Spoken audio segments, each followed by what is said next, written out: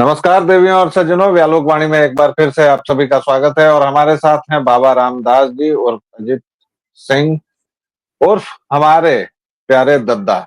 मैं इनको दद्दा ही कहता हूँ। दद्दा, बहुत बहुत स्वागत है व्यालोक वाणी पर आपका। जय श्री राम।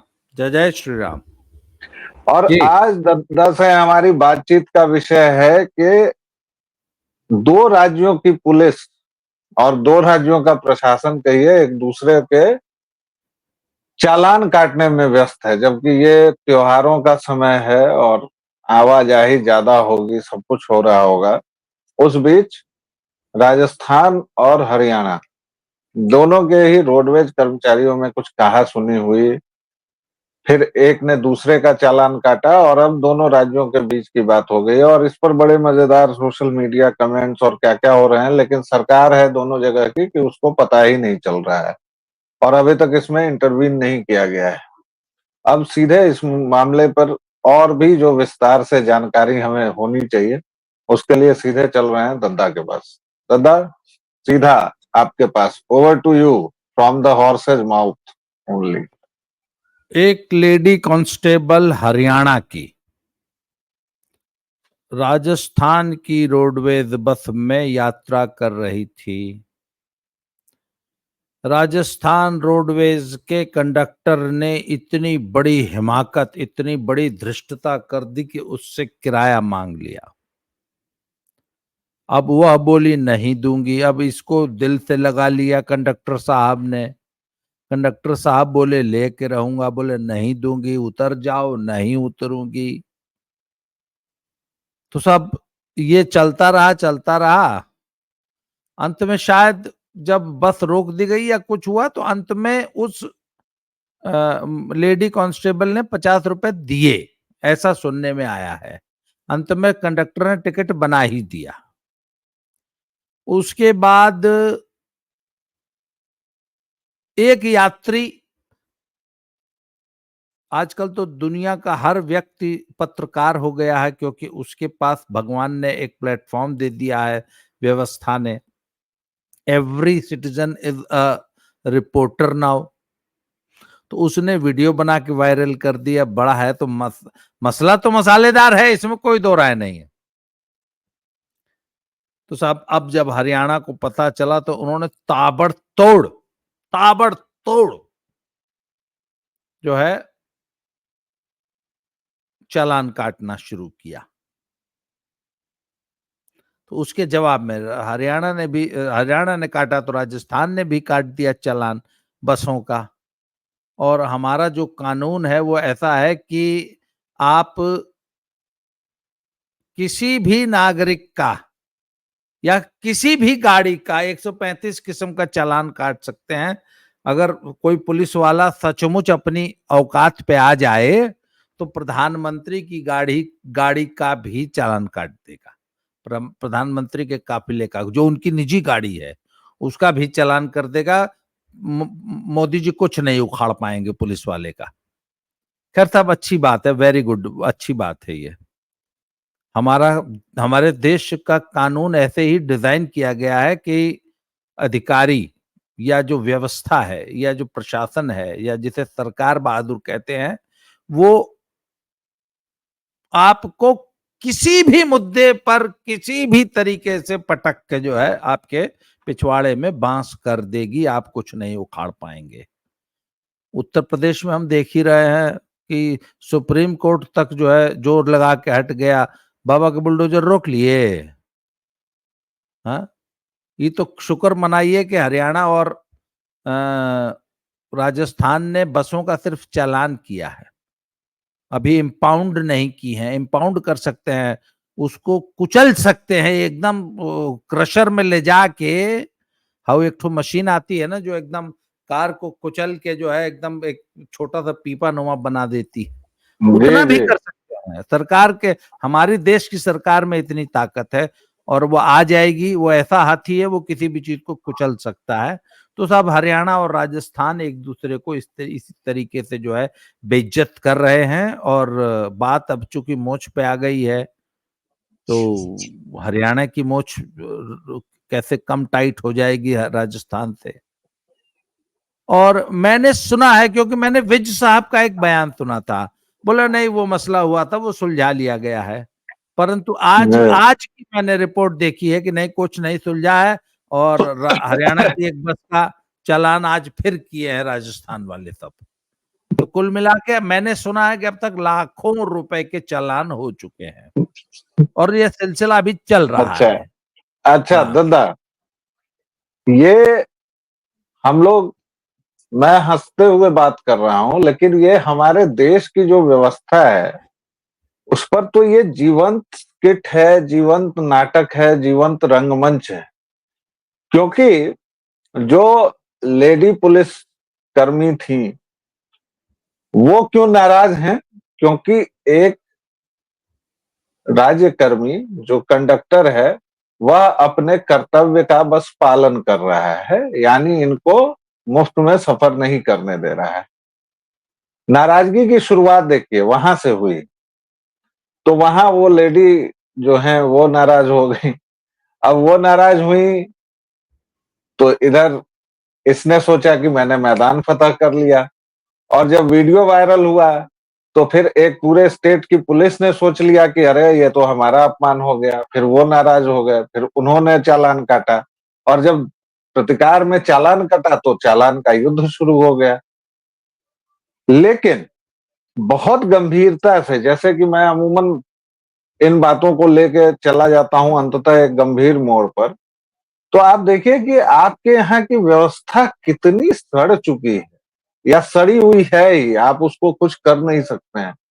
मतलब कोई दो पार्टी अगर अपने कर्तव्य का पालन कर ले तो वो हमारे यहाँ खबर बन जाती है।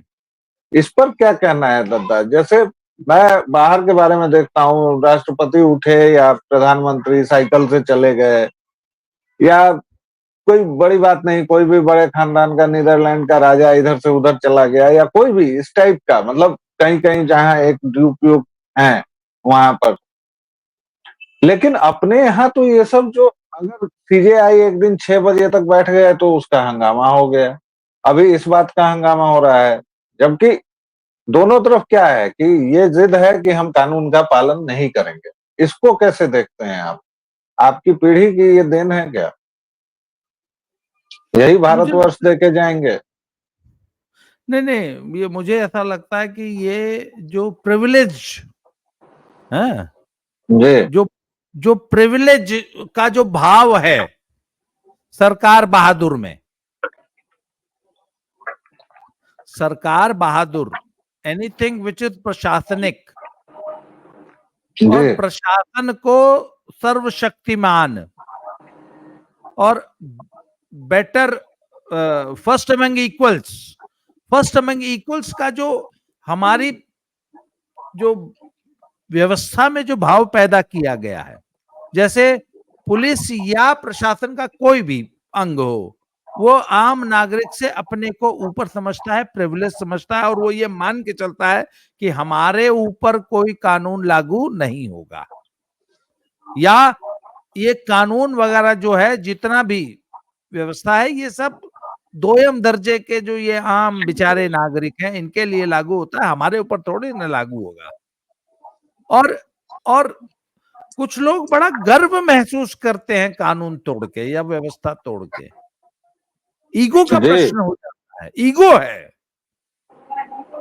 अच्छा। जी, और वहीं से वीआईपी कल्चर भी पनपता हाँ, है। मैंने वहीं से इसीलिए ये वीआईपी चर्चा की, क्योंकि ये सब मिले जुले हैं, ये जितने रोग हैं।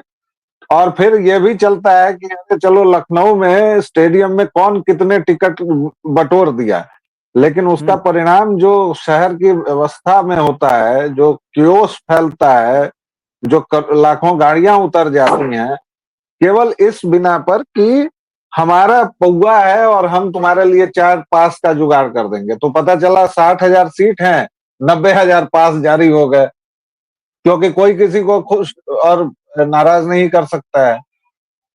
तो ये बड़ा सरकारी व्यवस्था की ये जो दीमक है, इस पर दद्दा मैं इसीलिए यहाँ से वहां कनेक्ट मैं कर रहा हूँ, वहीं ले मैं आए। एक मैं अगर एक आदर्श व्यवस्था होती तो जी। हरियाणा सरकार ने उस महिला कांस्टेबल को तुरंत सस्पेंड नहीं, टर्मिनेट कर दिया होता कि you are a blot on the society, you are a blot on the force.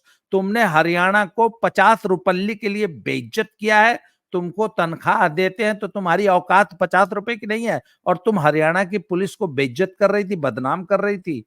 उसको तुरंत हरियाणा को टर्मिनेट करना चाहिए था, सस्पेंड नहीं, उस महिला कांस्टेबल को, और बाकायदा और अपने यहां बुला के उस कंडक्टर को सम्मानित करना चाहिए था, और उसको प्रशस्ति पत्र देना चाहिए था कि आप एक सच्चे देश के नागरिक हैं, सच्चे सेवक हैं, आपने अपना कर्तव्य पूरा किया, आप किसी की धौंस में नहीं आए, डरे नहीं, आपने अपना एक लोक सेवक के रूप में जो कर्तव्य था वो पूरा किया। और बाकायदे राजस्थान पुलिस को और पंजाब पुलिस को और पड़ोस के हर राज्य को निर्देश देना चाहिए था कि हरियाणा पुलिस के प्रत्येक जवान का बाकायदे टिकट काटा जाए, और हम इसको सुनिश्चित करेंगे कि हमारा हर सिपाही, हर अफसर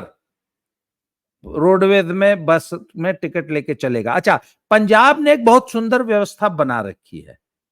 पंजाब में हर पुलिस के सिपाही को या अधिकारी को, पुलिसकर्मी को हर महीने कुछ कूपन इशू होते हैं बाकायदे, और वो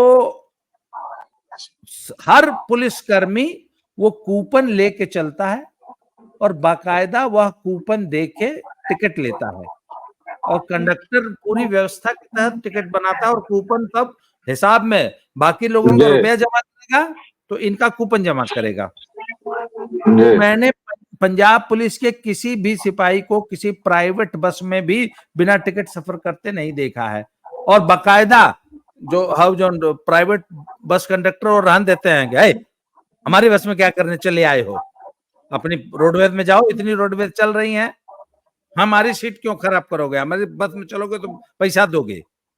और पंजाब पुलिस के किसी कर्मी को मैंने पंजाब में किसी प्राइवेट बस कंडक्टर से झगड़ा करते नहीं देखा। तो ये व्यवस्था अगर पंजाब में लागू हो सकती है तो हरियाणा में क्यों नहीं लागू हो सकती? वैसे मैंने सुना है कि हरियाणा में 220 रुपया या कितना रुपया महीना हरियाणा पुलिस अपने कर्मियों का काटती है और रोडवेज को जमा करती है।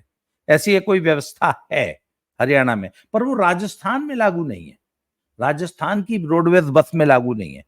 तो आप हरियाणा में अगर आपने कोई व्यवस्था बना दी चलाओ, तो साला जबरदस्ती राजस्थान में कहां उसको कर रहे हो भाई? और ये तो गुंडा ही है सरेआम। आप बताइए ना, ये तो हरियाणा की गुंडाई है कि जबरदस्ती हम चलेंगे, बिना टिकट चलेंगे। और देखिए, ये जो अपने आप को कानून से ऊपर समझना, ये जो मनोवृत्ति है ना भारतीय नौकरशाही की, या भारत में हर ऐसे व्यक्ति की जो थोड़ा सा एम्पावर्ड है, वो अपने आप को व्यवस्था जो ऊपर समझता है, ये माइंडसेट चेंज करने की जरूरत है।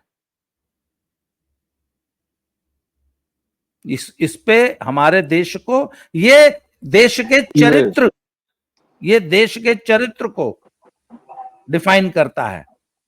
I think we should work on it. जी, तो जैसा कि दर्शकों श्रोताओं, अगर एक लाइन में